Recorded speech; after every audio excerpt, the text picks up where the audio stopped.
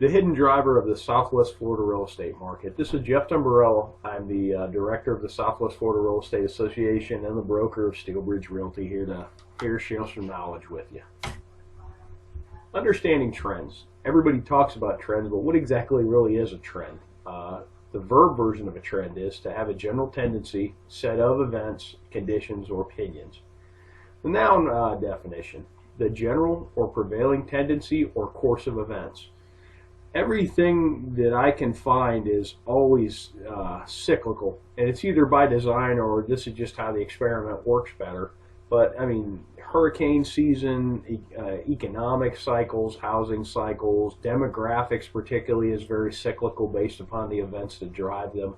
So you really need to understand the trends to understand what a market's doing and potentially where it could go.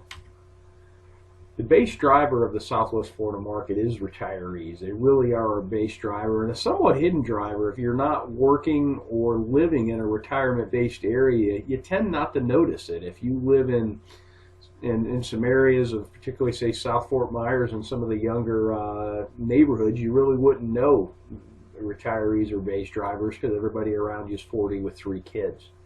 But a retiree is a person who's retired from a working or professional career. In migrating retirees, spending initiates growth. When they come here, their first 2 years is very, very fruitful for our economy. They generally get some housing. I notice they buy cars, they buy boats, they buy brand new Harleys. Sometimes they buy all of that.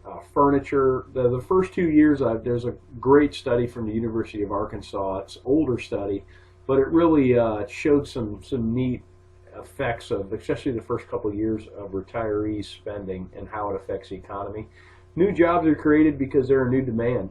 The neat part about the demand is most of the capital they bring from outside the market. So particularly if they're not working and retired, they literally just bleed money into our economy. And then some households, they build new houses. Some of them rent, some of them purchase. All of which creates jobs and income.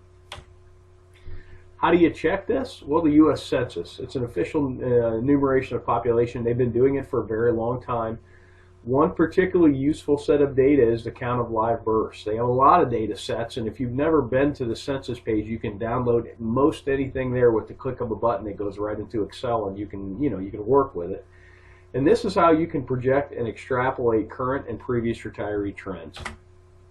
How do we know this to be valid? Through analysis, it's been determined that 62 years of age appears to be the age to trend. I have trended ages 55 all the way to ages 70 against our sales counts. 62 is really the age to look at. The simple math always sheds the most illuminated path. Okay, our market crashed in 2005 through 2007. If you go back 62 years, that's 43 through 45, World War II caused a large drop in the U.S. birth rate. Lo and behold, 62 years later, all the retirement centers in this country crashed first. When the bubble blew, it was Florida, Arizona, and Nevada, Las Vegas that blew first, and those were heavy retiree pockets, and that's what popped the bubble. Take a look at the last cycle. Here's our sales counts, and here's the live births. Charted against one another. Now bear in mind, when the market blew up, everybody pulled back, but what's neat is when the market started to tick up again, it perfectly coincides with the retirees. March of 2008 was the first time we had a year-over-year sales increase in sales counts, and that perfectly correlates with the beginning of the baby boomers.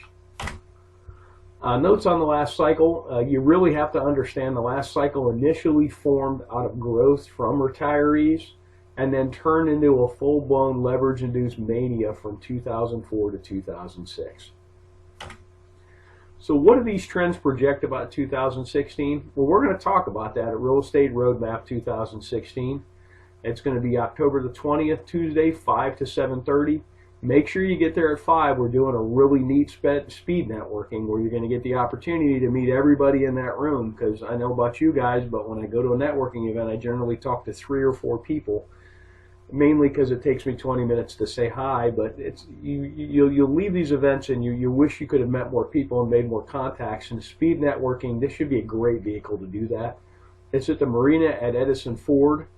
And there's a link to this below this video if you have any questions. Thanks for watching. I hope this information is useful to you, and make it a great day.